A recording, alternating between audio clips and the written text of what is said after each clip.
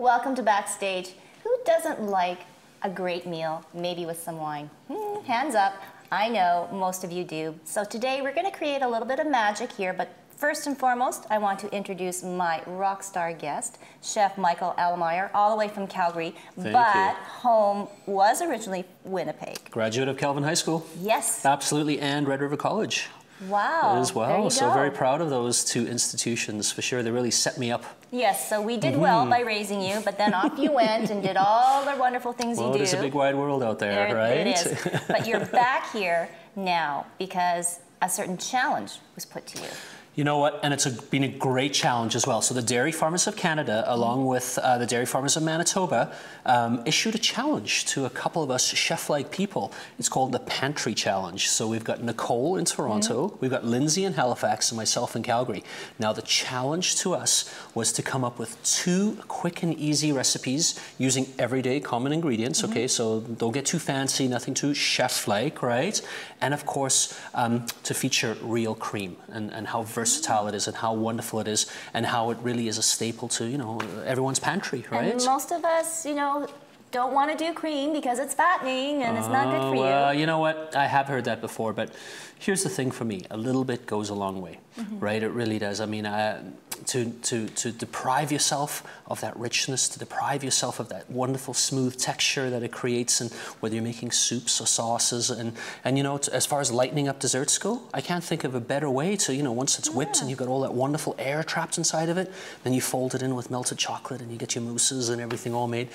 Come on, you know what? I think the philosophy of a little goes a long way is really the one to embrace. Yes, and they are quick and easy, and in this day and age when we're rushing, whether it's to jobs, whether it's kids, we're always in a rush. So these dishes actually are magical in a sense, and we get to, I guess, sit back and enjoy good food once again.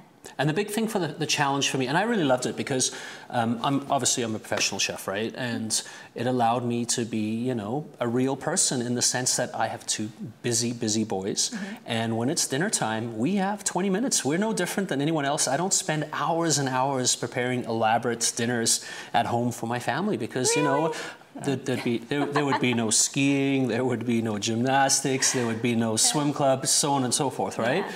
So, you know, 20 minutes is what we have. So with this challenge, I looked at my own pantry and I looked at my 5 favorite ingredients. So for me, obviously, lots of fruit and vegetables. That's always top of the list, right?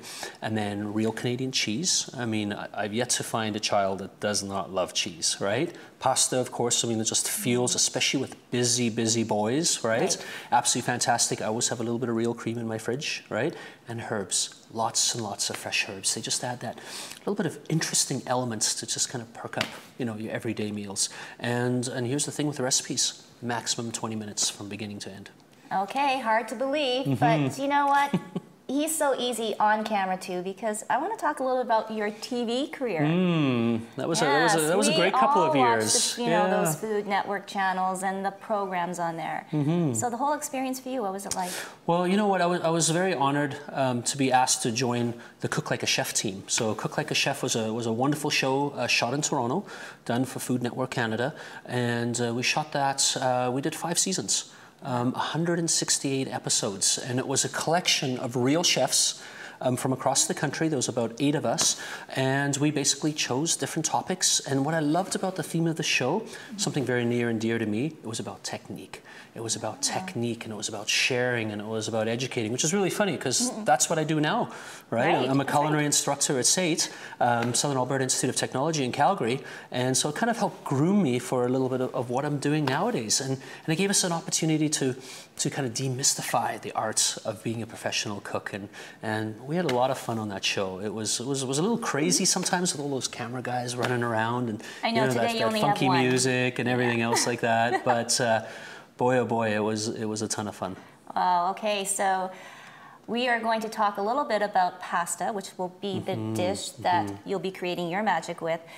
Pasta, I think wine, and again, something very near and dear to my heart. Yes. Yeah, before I was at SAIT, I had the privilege of running, I think, one of the finest kitchens in Western Canada.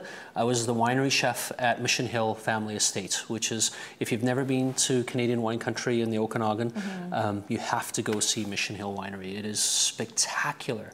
It's probably one of the most, I've visited so many wine regions. I've been to the ones in South Africa, I've been to Italy, I've been to Germany, I've been to France, Napa, you know, all the usual suspects, places like that, and I've yet to ever see a winery as extraordinary, as breathtaking, and as so elegant as Mission Hill was. And it was honestly, you know, 6 of my, you know, fondest years. I've always had a huge passion for food and wine. I've been very fortunate, you know, in all the places I've worked, there's always been like really strong, solid wine programs, great sommeliers, things like that. So just through osmosis of, you know, I've kind of, you know, enjoyed it and done a lot of research on my downtime as well, right? And what was unique about Mission Hill is everything focused around the wines, right? So everything we did worked around the wine. So we'd start with the wine, would analyze its flavor profile, its intensity, acidity, sweetness, tannin profiles, all that, and then we would build the food around it. And it was really extraordinary. Like for me, the merit, or you know, the completion of knowing the dish was perfect was in the pairing. Didn't matter how great, you know, the plate of food was. If it didn't work with the pairing, it was useless, right? It's totally amazing how the two have to, it's like a yin and yang coming together. And we had so many great suppliers to deal with, amazing farmers, wonderful artisanal cheese producers all throughout the valley. It was at the tip of your fingers. Oh, I know. Now it's back to everyday life, going into the fridge. All right, so we are going to do penne. Is penne kind of a different kind of pasta? You know what?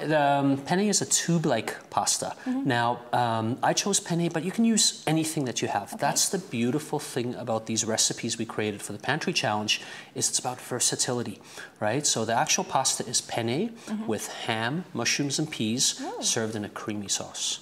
A cream sauce. Absolutely. Right. Oh yeah, okay. no, there's a little bit. Now, I have to tell you, this recipe has also been kid tested. My oldest boy, Colin, little bit of a picky eater, right? It's kind of the curse of a chef, of course, right? I'm sure there's some bad karma somewhere down the line for that.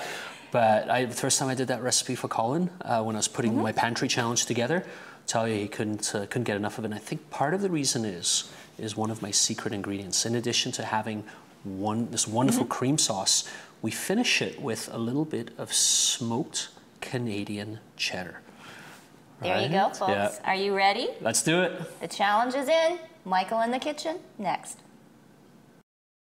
All right, we're ready for a little pasta? I am. Now wait till you try this. All right, I don't want to build it up too much. Okay. But it arguably could be one of the best pastas you've ever had. All right, let's and go. It's super simple. I mean, these are our ingredients right here. So I'm going to start off, I just want to start the saute first. So I'm going to start off with just a little bit of olive oil. All right, and then I'm going to add some onions and just a regular white onion that's been diced. Nice, all right. So we're going to get that in there, and I'm just going to turn up the heat a little bit. Let's get this cooking. All right. Now, for me, one of the core foundations of any good cooking is to start with cooking onions. You know how awesome it is when the house starts smelling, right? When onions are going and everything. Like the onion right, when your husband starts cooking dinner, you know how wonderful it is. Oh my goodness, exactly. it smells right? so much better when someone else is doing Absolutely. it. Absolutely. Now, the trick to onions is you need to cook them, right? Too many people kind of just partially cook them and they got a little bit of that raw flavor. When you cook them all the way through, they really transform and they turn into something wonderful and sweet and earthy and natural and absolutely extraordinary. All right, so we want to let those cook for a little bit more. And then what I've got here is a little bit of minced garlic. All right, just straight minced, not too fine. No, it's I like it a little coarse, right? Especially this is a pasta, and for me, pasta, you think of Italy, right? And I mean, you know, if you want refined, elegant cuisine, you go to France, right? If you want good, wholesome, soul-satisfying food, you go to Italy, right? And technique it's more about ingredient and it's more about, you know, flavor profiles. Right. And in Italy, this is it, right? It's like, we're not French, we are Italian. Well, speaking of where people are from, you were born actually in South Africa? You know what? I was born in Johannesburg. An English mother, German father. Right? They met down there, and whoop, all of a sudden I came along, right? and then how did you end up in Winnipeg? Well, long story. My 78 was kind of, 76 was kind of a nasty time in South Africa, and there was like a lot of not good things going on in Soweto, and my mum was very active and very politically vocal about that, and we were kind of, we kind of did the midnight move, actually, when we left South Africa, right? Really? Because it was kind of, we were having issues with the police and so on and so forth for, you know, our certainly my family's views on things, right? So we went to Hong Kong. And we literally left everything behind, and we went to Hong Kong, and we spent a few years in Hong Kong, and then we immigrated to Toronto. And then we spent a few years in Toronto, and then my dad was transferred to Winnipeg. And I want to say that was probably 82, right? Okay, and then, you know, I was done high school 85, and went right into my apprenticeship. Okay, that's absolutely gorgeous. The smell is fantastic. The onions are tender. Yes. Exactly. So in goes the garlic, and then just a few chili flakes as well, all right? Something that you see a lot, and I love it because it just adds just that little bit of spiciness. Spice and heat, and that's really popular these days. But you know, if you use a little, once again, it's all about subtlety. When you cook, it's all about creating wonderful, subtle nuances, right? And now you can really smell that. The chili and the garlic's really coming out. And then what I've got here is some diced ham. Now, what I love about this is most fridges have ham. How many times have you like roasted a whole ham? Well, maybe not yourself, but give me a break. I'm sorry, I couldn't resist. And there's always leftover ham. But it could be, you look at the world of ham, this could be prosciutto, it could be, you know, a little bit of sandwich meat, it could be whatever, right? If you don't have ham, and the beautiful thing about this pantry challenge is that it could be leftover chicken. Chicken, I was just going to say. It could be, you know, something like that. Whatever you've got, maybe, you know, a little bit of, you know, pork roast or something like that, right? And same thing, I want to saute this, because by sauteing each ingredient like this, you're releasing different flavors and you're building intensities and levels of flavor as well, right? And you just kind of give it a quick little toss in the pan like that, right? And so we should follow then these ingredients going into the pan like this, right? Absolutely. You can't just dump everything in. Well, you know what? Probably what I would do. think here's the thing. Once the onions are cooked, if you want to dump everything in, do it. But that's, if there's one thing you're going to cook all the way through, cook the onions out. Yeah, absolutely. There you go. And then mushrooms. Look at this. I've got wonderful sliced mushrooms. Now these are just the ordinary button mushrooms, but say you preferred, you know, like maybe shiitake mushrooms or oyster mushrooms, or, you know, if you were maybe a forager and had some like chanterelle mushrooms or morels, you know, in the spring. Mushroom's a mushroom to me. And same thing. We just want to get all those flavors nicely integrated and coming together, right? Now, what I recommend you do with this is, when you, it's because it's a pasta dish, you have to cook your pasta. Right. Right? So have your salted water boiling, and your water should always taste like the ocean. Right? Really? People always ask, how much salt do you need, right? Yeah. And the big thing for me is that it should always taste like the ocean, and that's what every Italian will tell you as well. So as soon as your water comes to a boil, put your penne noodles in, and the penne is going to take, depending on the actual brand, anywhere from 7 to 9 minutes. So that works perfectly with this, right? So we'll, you know, the noodles are cooking away, right? Yes. Then now here's the star of this dish. Yes, all right. the cream. A little bit of cream. All right. And now how much? something's just enough. Okay. Right? That's always the perfect amount, right? Okay. But you see what happens now? This is where the magic really starts to happen.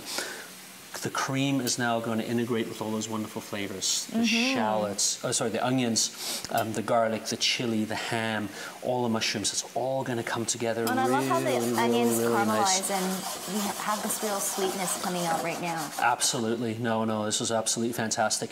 And now, depending on the type of sauce you like, so maybe you like your sauce a little bit heavier, maybe you like it a little bit lighter, right? If you want a little bit lighter, it's pretty well ready to go. Just bring it up to a simmer. But if you want your sauce to be a little creamier, maybe, you know, a little bit, you know, stick to your ribs a little bit more, just reduce the cream down a little bit. That's the wonderful thing about cream, is it's extremely versatile. It is what you want it to be. Oh. Right? At the end of the day. And he said that very wide-eyed. It's so true. He loves cream. Well, you know what?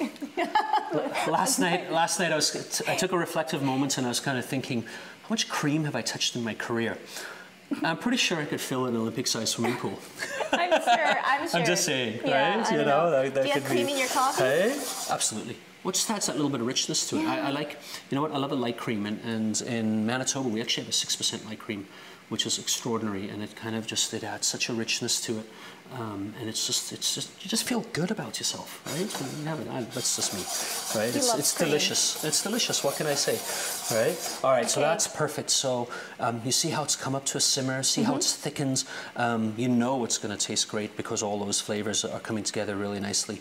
Now what we're going to do is we're going to add our pasta to it. So here's our penne. We've just drained it. All right, and we're going to just put the pasta in. All right. Now the trick to pasta is you should always cook it al dente, right? Now to the Italians that means firm to the bite, right? Oh, look like at how many of us can do that in the kitchen? If I was doing that, okay, it would like be everything now in the kitchen, all over the counter. Like everything in the kitchen, the first 100 times is the work. But after that, it becomes a piece of cake. Now, something that's very important, so you want to let everything cook together for just a minute or so, right? You want to make sure that the flavors are coming together. Now, here's some of our last ingredients. We've got some peas. Oh, love those. I mean, you know what? I think frozen peas are probably one of the most versatile things that we have, especially in our busy, hectic lifestyles. That's why this recipe works with that. You notice the time? Like, we are well under 20 minutes. And then here, I want you to smell this. This is smoked Canadian cheddar. Oh, like how wonderful is that? That's the secret ingredients. This is going to make sure that every single child that you serve this to will come back looking for more. And then just, you know, I like to add a little bit of chopped parsley at the end. Not too fine. Once again, it's kind of like the garlic, right? You don't want to chop it, too much. And then we're going to finish it off with just a little bit of lemon juice. So I'm just going to give it a quick little toss, just like that. How did you get the cheese so shredded? Grater, just a simple box grater. Just take a box grater. It's usually kind of more of a softer texture. Well, the trick is to grating cheese, do it right out of the fridge. The firmer, the colder the cheese is, the better it is. But the reality is, as you're going to see here, it doesn't really matter because it's all going to melt together. So in goes the parsley. All right, and then just a little bit of fresh lemon juice. Wow. And that is going to make all the difference in the world. It's kind of like SeaWorld. You're in the, in the spray zone, right? Now that pan, honestly, is quite full, as you can see, right? Very full. But I don't know about you, but I'm looking at this pan here, and to me, this just screams dinner. Yes. I mean, this is absolutely perfect. You know, family of 4. Yes. This is the way to go. And one of my favorite ways of serving this is just to serve it in a big bowl. All right. Put it down on the table. And everybody dig in. Everyone can just help themselves. Absolutely. Okay, so now say the children aren't around and there's 2 adults. What kind of wine would you pair with this? Using your Mission Hill expertise. Well, you know what? Let's look at the characteristics here. So we've got a little bit of ham. We've got mushrooms. So there's a great sense of savouriness or umami. And then with the elements of the cream and everything. For a white, I'm thinking like, you know, perhaps like a Sauvignon Blanc or Pinot Grigio. Oh, Pinot, right? A Grigio would be nice. Something with acidity, right? They'll be very refreshing on the palate. But you know what? I think one of my favorite kind of all-time silver bullet style wines is like a rosé. Because a rosé really, really deals with, and you have the greatness of both worlds, red and white. Absolutely, 100%. Well, and we're just going to give this one more He likes doing this. Okay. It's an old trick. It's an old habit. Yes, old habits. And hard to there break. you go. I mean, you can see how quick and easy it is. There's a great website. Yes. Anydaymagic.ca, and this is a wonderful website. I encourage everyone to go there. There is dozens and dozens of great recipes, tons of inspiration, tons of tricks. If you're not, you know, kind of in the doldrums of dinner, like, oh, what am I going to make? It's what's great about it. Just like the pantry challenge we were issued, it's using everyday common ingredients. Nothing too fancy, nothing too chefy, right? It's stuff that you're going to find in any kitchen, all right? And I've been cooking for almost 30 years, and I actually learned something on anydaymagic.ca. How many times, well, okay, let's put it this way. If you're doing muffins or something, you're doing some baking, lots of people like go to the fridge and they're out of eggs, right? It happens to me a lot, all right? Just like, oh, I just need 1 egg. If you take 3 tablespoons of flour, 3 tablespoons of cream, half a teaspoon of baking powder, and you mix it together, that is a perfect egg substitute. You put that in there, all of a sudden, don't worry, your baking still goes on. And that's a little something I learned at anydaymagic.ca. Well, now that's something that we've shared with our viewers. Well, thank you so much, Chef Michael. Chef Michael Allemeier right here. Again, go to the website anydaymagic.ca. But sorry, folks, there won't be lessons on tossing the pan like Michael. For Backstage, I'm Tracy Koga.